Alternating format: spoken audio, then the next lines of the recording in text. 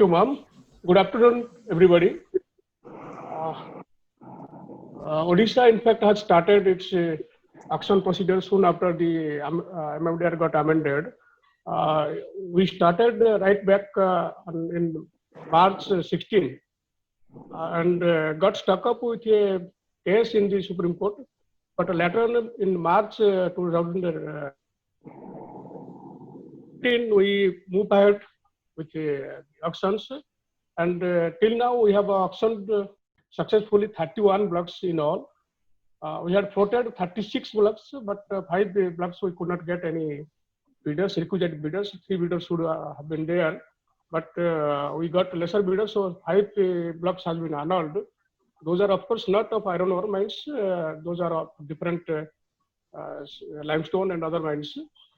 Of these 31 blocks which has been put to auction, 26 leases were expiring. In fact, 23 were expiring on 31st March 2020, and one was expiring on 25th of May this year. So we have put all 24 to auction, and out of 24 auctioned, we have already issued successful bidder in case of 16 leases. MDPA has been signed in case of 16 cases already, and 12 mining lease has been granted and executed so far. And the rest are also going on. Today also there are 2 cases in the district level going on. MDPA is being signed. So we'll be ending with, I think, 18 blocks. 18 blocks will be executed within time limit. Two of our friends are not coming up. Those are we are looking for them to come up soon, because their date, the 30 days limit of time from the date of issuing the vesting order and the LOI is completing soon. So they are not coming up. I should not name those, but 2 cases we are afraid that they are not coming up with their requisite fees and other things. Rest has already been done. We are expecting that out of 24 cases, 2 are stuck up in the court cases, and 2 are very recently issued with the preferred bidder. So out of 20, 18 will be executed within time limit. 2 we are afraid that they are not coming up as yet.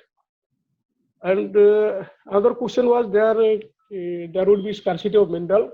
In fact, those leases which have expired are continue to dispatch minerals, whichever the stocks was left out with them. They are continuing to dispatch. They will be continuing to dispatch till September end, because as per 12 GG and 12 HS, they are allowed 6 months time from the expiry of their lease. So there is in fact no scarcity of mineral so far, and no report of any scarcity of mineral in the industry sector has also been reported to us. And besides that, these all 12 executed leases and those 8 leases, 6 leases which will be executed will start operation and dispatch soon. Today, in fact, the latest news is that JSW has got his web bridges approved today. So JSW may start dispatch from tomorrow, I think. So things are moving on very nicely, and there is nothing to be panicked. We are all on job, and we are pioneering the entire country, I think, because we are well ahead of other states in the super auction and on other mineral scenarios on. So I can assure the panelists and other audiences who are listening that there should be no panic about the mineral supply to the industries, and whatever is possible on the part of the government, we are here eager to do. Rest is on the part of the user agency. They are also overwhelmingly supported us for achieving this. Only 2 cases we are afraid that they have not been turned up for taking their LOI, and they have not come up with the fees, requisite fees for signing MDPA and grant order. Besides those, the rest are okay. That's where I stand. And if there will be any question, I will be eager to answer. Thank you. Two are under litigation. That is one, I can name that. That is Guwali Iron Ore Mines. The erstwhile lessee has gone to the Supreme Court asking for some time in compensation of the time lost for different litigation. That is pending with that. Court has asked us not to execute NDs without the leave of the court. The other one is Jharkhand Ores, who has won the lease of our Jilin Dongolota mines of erstwhile lessee of SL mines. They have also gone for the same kind of litigation.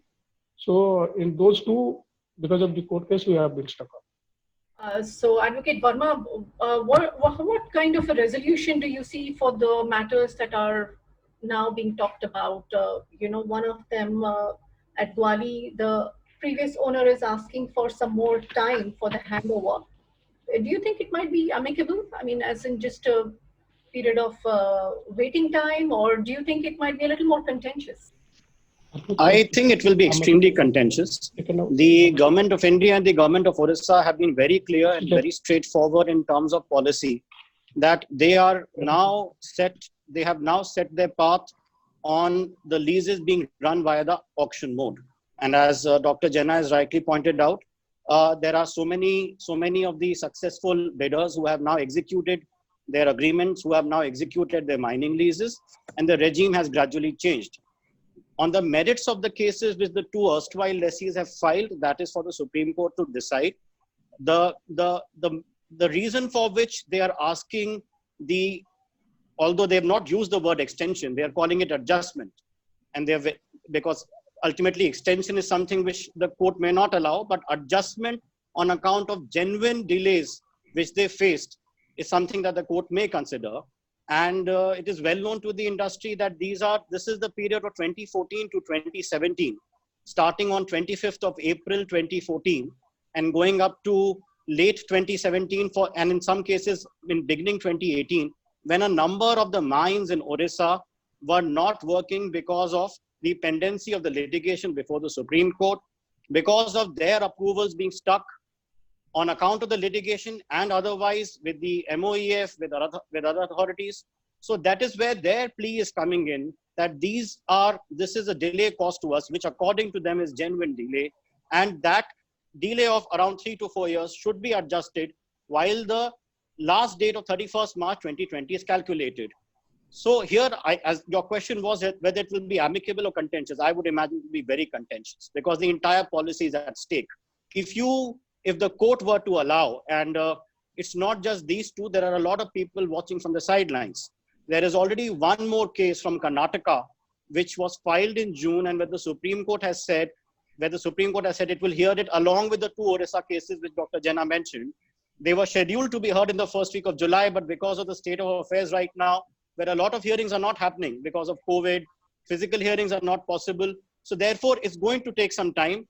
And yes, it is going to be extremely contentious. Whatever the court finally decides will have an impact on the entire industry, will have an impact on the others also, which are slated for auction in the coming future. Because the state government is taking this rightly so, very carefully and very seriously. They have not proceeded with the vesting orders. They have not proceeded with the execution of the leases till the Supreme Court gives them clarity. So that's the clarity which is awaited. How much of iron ore resource, which is mineable, is stuck in the litigation? And balance, what amount is available for a normal production? Is it a small amount which is stuck in litigation, or is it a substantial amount? In fact, it is not small, although those are good mines, having more than 200 million tons of ore. But we have got much more in offering. So that will not have an impact it will not have much impact. In fact, what you were asking earlier, we had 40 million ton of iron ore stock of those 24 out of 24, 19 were iron ore mines. So in those iron ore mines, we had got 40 million ton of stock left out, of which till now 8.2 million ton has been dispatched, and 31.9 million ton is still lying over there. So those will be dispatched in any case by September 30th. So this much is already available, and the new lessees will produce their own ore and dispatch. And also there are about 40 odd mines which are in operation already. Those will also contribute to the supply of the iron ore to the requiring plants. Right. So we have a question from Sani Ghosh. Sagni Ghosh, who's asking, when will the virgin iron ore blocks be auctioned? I believe the next tranche of auctions that the state government is looking at are the virgin blocks. So Dr. J, when are those? Also an additional question, how will you make sure that they are dispute proof? Like there are no regulatory ambiguities like Advocate Verma is pointing out. So for the future blocks, the virgin blocks that are coming up, how will you make sure that they are? We are ready with 8 blocks, virgin blocks, and 5 blocks which we are put to auction, but due to non-availability of a requisite number of bidders, those have been annulled. So including those 5 and 8, we are ready with 13. Anytime in the coming month after completion of these 24 cases, we'll be going for auctioning those. Maybe by August, we'll be floating notice for inviting tenders for these 13 blocks. And furthermore, we are getting ready with 22 more blocks of different minerals. So auction will be on and on, but we will be soon doing this auction for these 8 blocks, along with those 5 blocks for which no bidder were right, and which were annulled because of non-participation.